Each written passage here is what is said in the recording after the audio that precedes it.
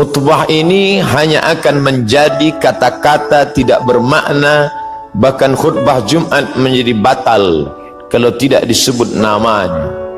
Kullu amrin ribalin, semua amal yang baik, walam yubda bihamdillah, kalau tidak diawali dengan pujian kepada Allah, fahuwa aqta, maka amal itu putus, tidak bernilai.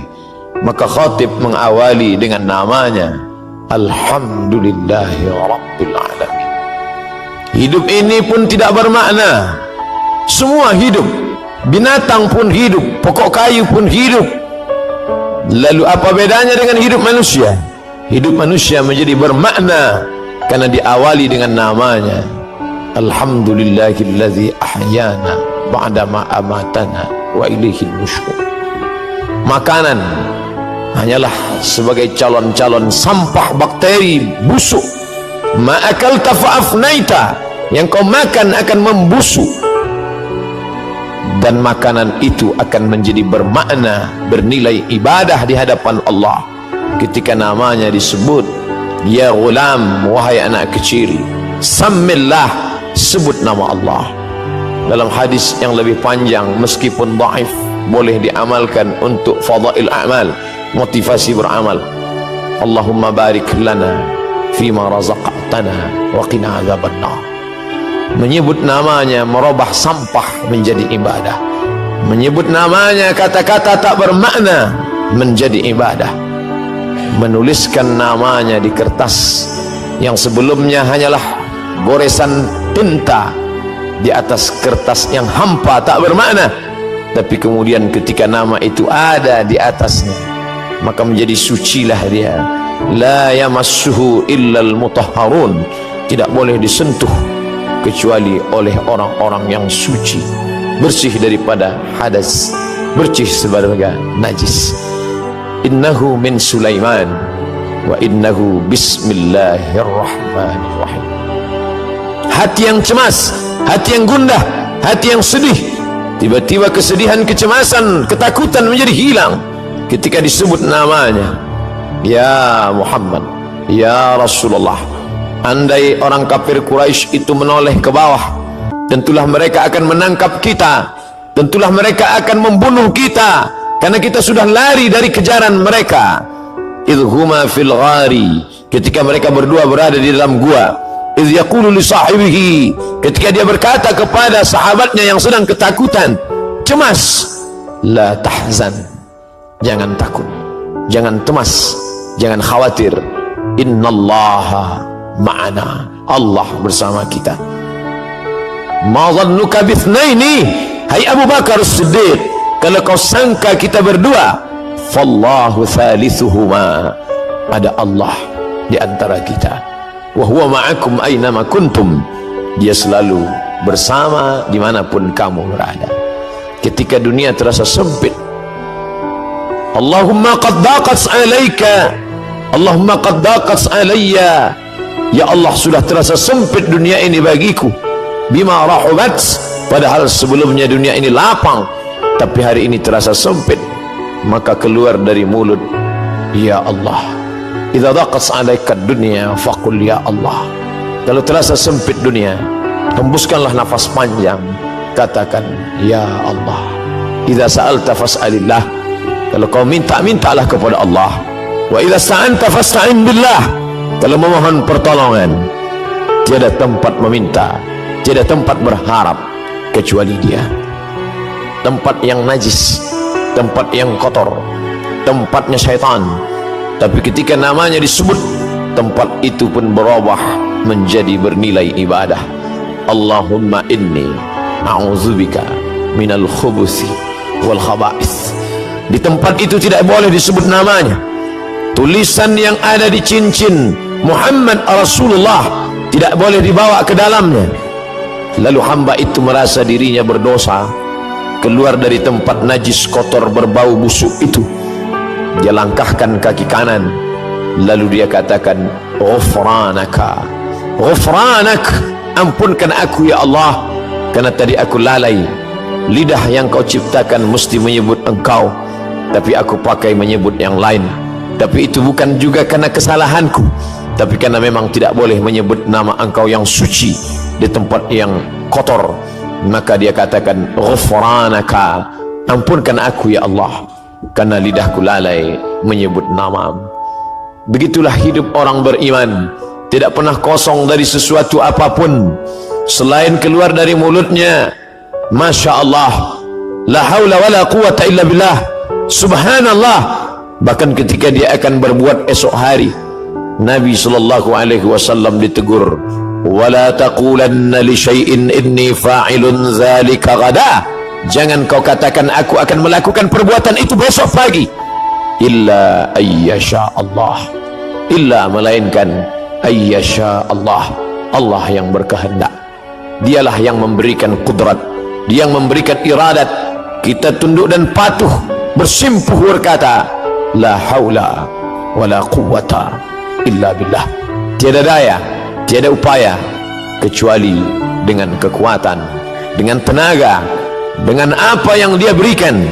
Dan sampai masanya semua itu akan diminta, dituntut, diminta pertanggungjawaban di hadapan Allah Subhanahu wa ta'ala.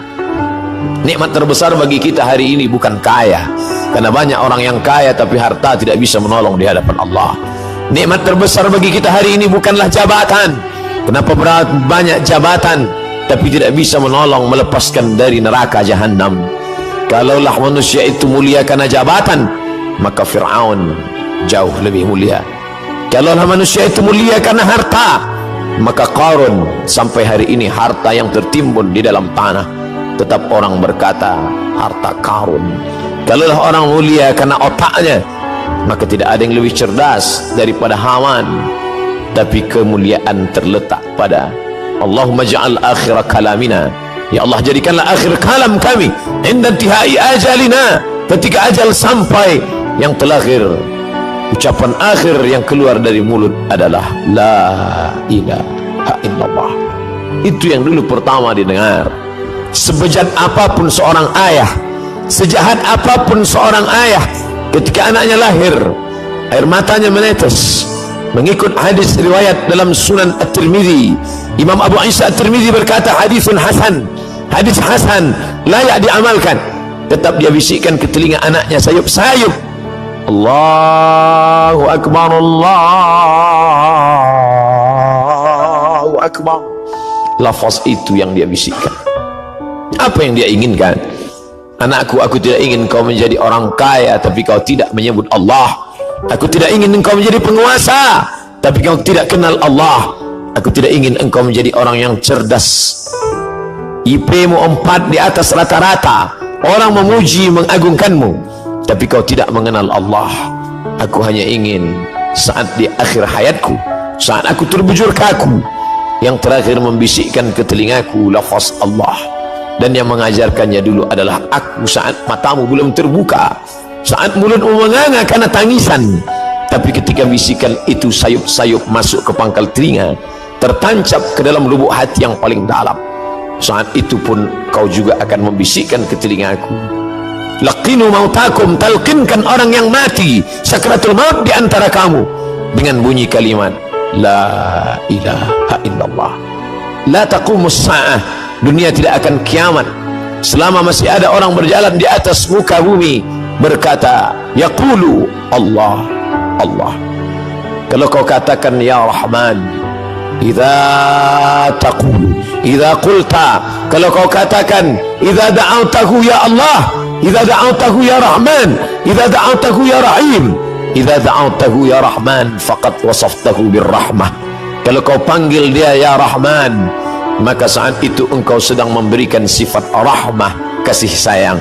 Saat kau panggil dia ya Aziz, saat itu engkau sedang memberikan sifat izzah, keperkasaan, keagungan, kemuliaan.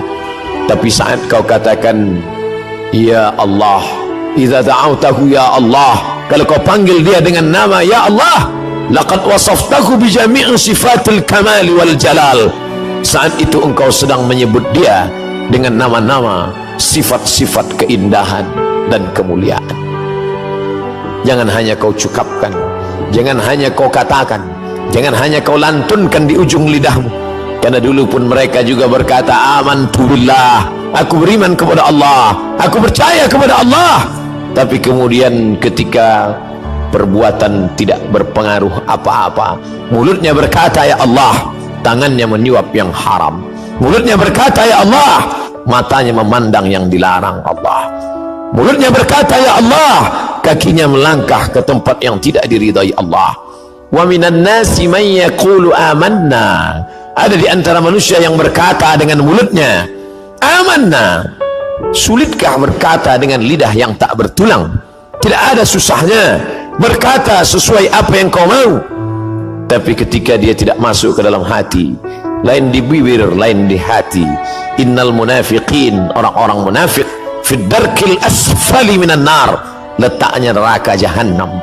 Ketika Nabi SAW sampai di suatu kampung, waqalatil a'rabu qalu amanna, orang-orang Arab Badui itu berkata amanna, kami beriman kepada Allah.